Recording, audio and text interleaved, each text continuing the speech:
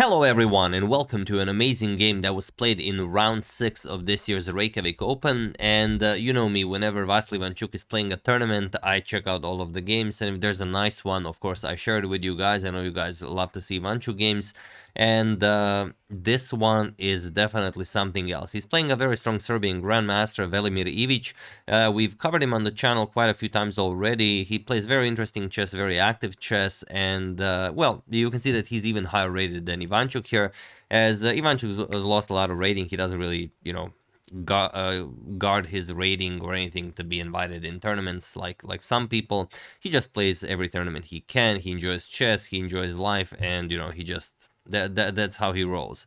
And the thing with the Vasyl is, and it's been going on for quite some time, we've talked about it, you never know which Ivanchuk will show up at the board. Will it be Ivanchuk that you know, blunders a piece in the opening, or will it be Ivanchuk that could defeat Alpha Zero, you know, with his with one hand, so to say. But yeah, not to spoil too much, this game has it all. It's an absolute thriller. You guys will enjoy it. So let's dive straight into it. Velimir Ivic with white opens with pawn to e4, and although we haven't covered a lot of games by Ivic, he has defeated some very strong players. Like he defeated Dmitry Andreikin in the World Cup of 2021. He also, in the World Blitz Championship of 2021, he defeated none other than Hans Niemann. So, you know, very strong guy. e4 and Vasyl goes pawn to e5, and they play a very theoretical line, which we're not going to discuss, as we've seen it on the channel thousands of times. Bishop to b5, the Ruy Lopez. Pawn to a6, Morphy's defense. Bishop a4, knight to f6. We have castles and bishop to e7, rook to e1, and pawn to b5. Okay, nothing new being played here. Bishop b3, we have castles, h3, and bishop to b7. We have pawn to d3, pawn to d6, and pawn to a3. Many moves can be played here. Pawn to a3 is one of them, and Vasyl goes knight back to b8, which is considered a book move, the top move in the position, and it makes sense. You free up space for c pawn to be marched forward. We have knight to c3, knight b to d7, and here there are a couple of games that reach this position, but almost all of them end in a draw, especially in top level chess. And the thing is, this particular line hasn't been played for a very long time, even 20 years. I mean, it's being played, but not in this particular exact move order. And for example, there's a game in 2002, Judith Polgar played against Alexander Kalifman, pawn to a4. The game ended in a draw. A lot of other games also with pawn to a4 with strong players. But here, Velimir plays knight to e2. It's a move that has never been played, but it is the top move recommended by the engine. And you can see that he's playing extremely fast, spent some 10 minutes on the clock. Okay, Vasyl also, you know, some 12 minutes.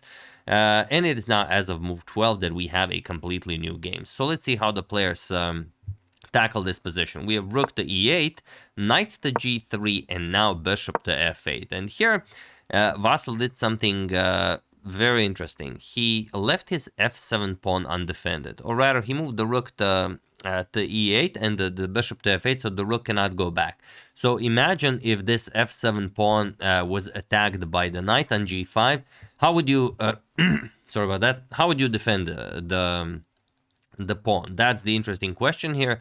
And maybe there's a reason why this line has been avoided by the masters of the old. So let's see what they figure out. Knight to g5, going after the f7 pawn. And now, well, those of you who often play the or against the two knights defense are pretty familiar with the concept of d5 when the bishop and knight are attacking f7, and you cannot defend it with rook e7 due to knight f5. Here you can just resign. So d5 has to be played, and now after e captures on d5, knight to c3, going after the bishop. This is crucial, and the idea is that now if bishop back to a2, if you try to save the bishop, then just bishop captures on d5. And also, if you allow knight captures on b3, you're going to have a doubled d pawn and a doubled b pawn, which is just terrible. So Velimir plays pawn to c4 here, and Vasyl captures the bishop. Knight captures on b3, with queen captures on b3, and pawn to c6. So Vasyl wins the bishop pair, but what did he have to give up for it? Well, seemingly nothing. We have d captures on c6, bishop captures on c6, and now knight 5 to e4, pawn to h6, and bishop to e3. We have b captures on c4. You could capture with the queen, but then the pawn remains on d3. Also, bishop to b5 could be an issue. So knight captures on f6 check first. We have queen captures on f6, and now d captures on c4, fixing the pawn structure. We have queen to g6 by Vasyl. Makes sense, as there's a bishop on c6. So if the knight moves, queen to g2 will be checkmate. And now we have a 30-minute thing. Look at this. Rook 8 to c1. Sorry, not this was a 7-minute thing, but from Vasyl, almost 30-minute thing in this position, because you could play a lot of moves here. Rook 8 to d8, just nicely centralizing. Rook 8 to b8 does come with tempo, but it's not a very useful tempo, because white wants to play queen to c2, offer a queen trade, and play pawn to b4. So rook to b8 would merely help white get the queen where the queen wants to go. So rook a8, one way to do it. Maybe some h5, h4 action can also be considered. And the move Vasyl played rook to e6, investing some 30 minutes. He's already down to 23 minutes on the clock, and we're only 23 moves into the game. We have queen to c2, offering a queen trade and preparing pawn to b4. And even though material is not equal, Vasyl is down a pawn, he had to sacrifice it to gain the bishop pair. Those 3 versus 1 on the queen side, that's very dangerous. If those pawns start marching forward, they're not going to be easily stopped. But Vasyl just plays pawn to h5. He's inviting the queen trade, because a queen trade now, you can't really capture with the knight because of rook captures on g2, and h4 is coming. So you're going to have to play h4, but the tension will remain. So instead of this immediate queen trade, we have pawn to h4, bishop to e7, going after the pawn, and now the queen trade happens. We have queen captures, rook captures on g6, and now bishop to d4. Looks like a flashy move, but not really. You're inviting captures the bishop, so you could capture the bishop on e7, or you're inviting, just bishop captures on h4, and then you will play bishop captures on e5. So it's a pawn trade or a piece trade. Or pawn to f6, keeping the tension. This is how Vasyl wants to play it. Pawn to b4, the pawn start marching forward, and rook to g4, putting pressure on the bishop. Pawn to b5, trying to trade off bishops now, and here it's a really tricky position, especially with so little time on the clock. Velimir has 5 minutes, Vasyl has 9 minutes on the clock. The trick behind b5 is such a devious one that you will be absolutely amazed when I show it to you. Velimir found this. If Vasyl captures with the a-pawn, then c captures on b5. Okay, attacks the bishop. Bishop captures on b5, and now he would play bishop to c5. These are only moves, and also the bishop is hanging. So bishop captures on c5, rook captures, attacks the bishop here, and now the bishop has to move. Bishop back to e8, and now you're going to play rook to e4. Go after the rook trade, and once the rooks get traded off, this is the point. Vasyl cannot capture the pawn on a3, because if rook captures pawn on a3, then rook to c8 wins the bishop, as king f7 is met with knight to d6 check, and now you just win the game. So the idea behind pawn to b5 is to actually keep the a3 pawn, or not have a losing position. So Vasyl could do that, but he could also just bring the bishop back, bishop to e8. But he finds an even trickier move, and that is bishop captures on a3. And now look at this. What is the idea here? The idea is that the bishop on d4 is hanging. So if you just go trading, bishop captures on c6, bishop captures on c1, rook captures on c1, and e captures on d4, you're gonna end up down the exchange. So after bishop captures on a3, rook to a1 is played, attacking the bishop, and now a captures on b5. The bishop is now nicely defended. C captures, and now again trying to trick Vasyl into a draw. Vasyl goes back bishop to b7. Capturing on b5 would allow bishop to b2, as the rook on a8 is undefended, and then you would have to go rook g to a4, and then bishop captures on a3, and once everything gets traded off, captures, captures, and captures, now you eliminate the h5 pawn, and it's 3 pawns each, bishop versus knight, 2 rooks each, a rook each, and yeah, it's a pretty dry position, would end up in a draw. So after c captures on b5, Vasyl wants to keep winning chances. He plays bishop to b7. They say where there's a knight, when there's a knight, there's a way. Well, when there's a bishop pair, there are many ways. And bishop back to e3. The bishop still hanging here, so bishop to e3, and finally rook captures on h4. We have rook e to d1. and rook h to a4. Now doubling up on the a file, preparing to move the bishop to trade on the a file. Rook to d7, attacking Vasyl's bishop on b7, and bishop to c8. We have rook to d8 with check. Now again, it's simply too little time on the clock. 1 minute for Vasyl and 3.5 minutes for Velimir. I will show you the best move, but the best move is so complicated to play that I mean, we have to show it. It's a classical game and it's a beautiful variation. The idea behind rook to c7. Okay, you're going to play bishop to e6. You move the bishop so the rooks can also move, because if the bishop moves, rook captures, you do not want your bishop on c8 hanging. b6, and now look at this. Bishop back to f8, offering a trade of bishops, of rooks. Rook captures on a4. Rook captures, now pawn to b7, and now rook to b4. Okay, you put the rook behind the passed pawn, and now rook to c6. Attacks the bishop, pawn to h4. Look at this. Bishop to b6, and there's not much you can do here. The position is a draw, but it's so complicated, and the reason I think is the most beautiful is that you cannot play rook b6, because then black just trades, captures, and bishop to d6 stops the advancement of the pawn. So that's not an issue. The issue is what happens if bishop to b6. Now white does get a queen. The problem is h captures on g3, and look at this, b8 queen. Now you have to capture, you don't have time to queen, and once f captures, then just bishop to d5, and that's pretty much it. Here, if you bring a queen into the game, rook to b1 check, and you get checkmated. Rook c1, and rook captures on c1 is checkmate due to the pawn being on g3. So the only way to play this would be to play f captures on g3, and then bishop to d5. You put pressure, and now after b8 queen, you will play bishop captures on c6, and you would have this position where it's queen and bishop versus a bishop pair and the rook. Okay, it's an equal position, but you know, I'm pretty sure everyone takes black here. You know, it's just the bishop pair and the rook. Also, there's a dark square bishop. You're kind of thinking, okay, if the queen ever moves from the back rank, I'm going to put a king on h7. It's a light square, and my bishop pair and the rook should be able to hunt down the white king. Again, it's objectively a draw, but I guess, you know, whichever you prefer. But yeah, after bishop to c8, rook to d8 check was played. Also, it's a sort of triggers an inaccuracy marker from the engine, but it's a perfectly fine move. King to h7, and now knight captures on h5. We have king to g6, and the knight back to g3. We have bishop to b7, offering a trade of rooks, and rook to d7, declining while attacking the bishop. Bishop back to c8, and rook to c7. Now, again, with the idea that if the bishop moves, you're going to capture on a4. Bishop captures, and the rook captures on c8. So bishop to g4, and pawn to b6. The passed b pawn starts marching forward. Bishop to d6 attacks the rook. We have rook captures on a4, rook captures on a4, and pawn to b7. Would be a terrible move, as the rook would just capture the bishop.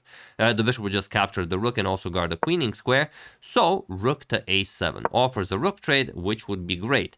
If you could trade here, then the promotion would happen on a light square, and your opponent having a dark square bishop. A light square bishop too, but not in time to reach that pawn. So rook to b4, Vasyl just puts the rook behind the passed pawn, and now pawn to f3. Attacks the bishop, rook to b1 with check, and now king to h2.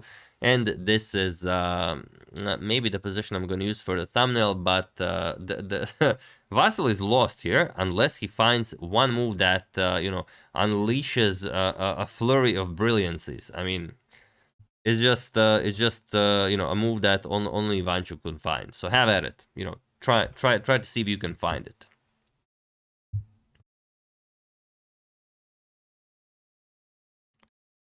This killer idea is, believe it or not, pawn to e4, and Vasyl played it. Vasyl played it, and it's not easy to meet. And I'm just going to show you a couple of tricky lines. For example, f captures on g4, rook to b3. That's the idea, attacking the bishop. And once the bishop moves, pawn to e3, again, attacking the bishop. Once the bishop moves, rook to b1. And once the bishop moves, doesn't really matter where, you're going to play pawn to e2. Threaten to bring the queen into the game. And once the king unpins here, you will play rook to d1. Try to go after rook to d3. And once king h4, unpinning again, now you're going to play queen e1. You're going to get a queen into the game. and this is what would happen. So okay, it's still equal, but I mean, very, very hard to play for white, very hard to even find a move for white, because if this knight ever moves, rook to h1 is just mate in 1, so it's, I mean, really, really a weird position. You have to give up a pawn with pawn to g5 first, and then continue playing. So after e4, rook to a4, and now bishop to f5. Okay, defending on e5, f captures on f4, also very strong, but it looks to be, you know, limiting your pieces a bit too much. So here Velimir decides to capture, wins a pawn, and Vasyl just brings the bishop back. Bishop to e6, and now rook to a8. The position is so tricky that the best move, bishop to d4, it's very hard to even see why. The point is that after rook to b3, going after the knight here, you have support for e5. Challenging the bishop on d6, and after f captures on e5, knight to e4, you will play bishop back to b8, and now after rook to a8, going after the bishop, bishop to d5. Attack the knight and the rook.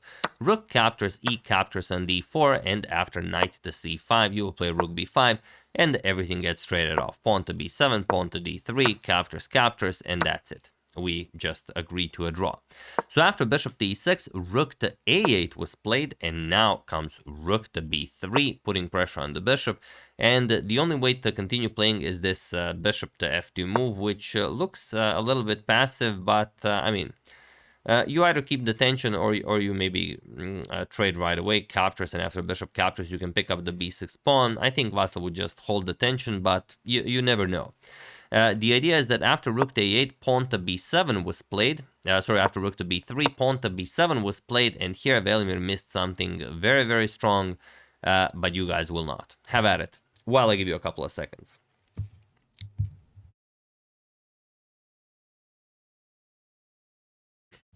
The move in question is bishop to e5. That is the move. Or bishop to d7. That also works. You just don't want the bishops here. The idea is that it seems like the bishop here is hanging. But if you capture the bishop, for example, rook captures, then the problem is rook captures on e3, b8 queen, and after bishop captures, you will play rook captures, and you no longer have the knight pinned. So after b7, bishop to e5 is played, and this is now much, much stronger. Because now, look at this, bishop to f2, the same idea that was working wonders before all of this happened. Apologies for that. Before all of this happened, no longer works now because rook captures on b7. You're simply not in time to both you know, keep the b pawn in check and also have your knight covered. So rook to a6 no longer comes with a double attack on the bishops. We have bishop to g4, and now rook to a2. And here Vasyl's position is winning.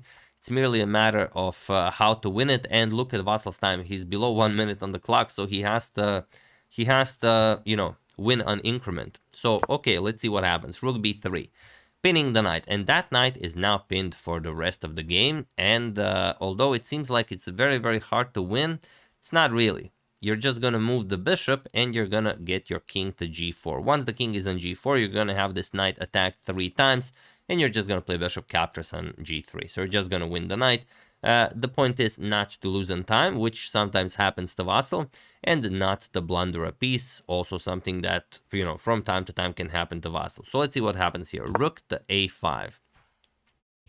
We have rook to c3, I believe just gaining a bit more time. We have rook to b5, rook to a3, players repeating a little bit here, rook a5, king h6, rook to d5, and finally pawn to g6. We have rook a5 and bishop back to d7, making room for the king. Rook to c5, not a lot for Velimir to do. If you're wondering why he's repeating the moves on the 5th rank and not any other rank, it has a very, very good reason for that. Rook a3, we have rook to d5 and bishop to c6. Attacks the rook, rook to c5, and bishop to a8. You could also capture on e4, but that's a trick. If bishop captures on e4, just rook captures on e5. And, I mean, all your advantage is gone. If captures, you're going to play knight captures on e4, and you will not be winning this. Rook versus knight and bishop will not do in this position. So after rook c5, we have bishop to a8.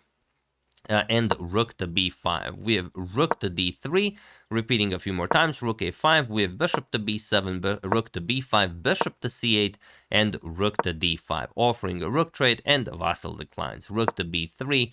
He doesn't need to trade rooks, he just needs to get his king over to g4. We have rook to c5, bishop to b7, and rook to a5. We have bishop to d6, and now rook to a4. And it was in this position on move 67 that Velimir Ivic resigned the game, as there is nothing more to be done here. The thing is, now king to g5 is coming, or maybe he lost on time here, not really sure.